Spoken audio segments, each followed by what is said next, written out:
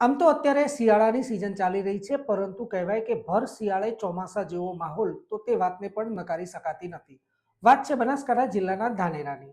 ધાનેરા રાજ મંદિર shopping centre આગળ અત્યારે પાણીનો ભરાવો થયો છે અને આ પાણીના ભરાવાને લઈ ભર શિયાળે ચોમાસા જેવો માહોલ જોવા મળી રહ્યો છે. ગુજરાતથી રાજસ્થાનને જોડતા માર્ગ પર તળાવો ભરાયેલા જોવા મળી રહ્યા છે.